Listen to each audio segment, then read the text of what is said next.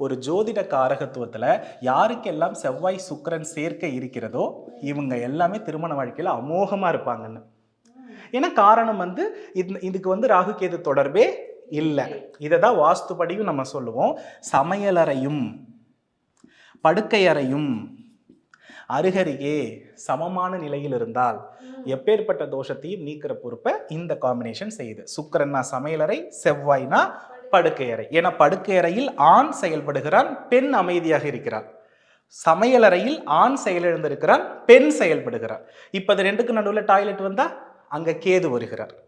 So அங்க என்ன ஆகுதுன்னா சர்ப்பதோஷம் வந்துடுது. இதை வாஸ்துல சொல்லலாம். இப்படி இந்த செவ்வாய் சுக்கிரனோடு ராகு கேது தொடர்பு இருக்கிற யாவரும் திருமண வாழ்க்கையில் சிறப்பாக இல்லை.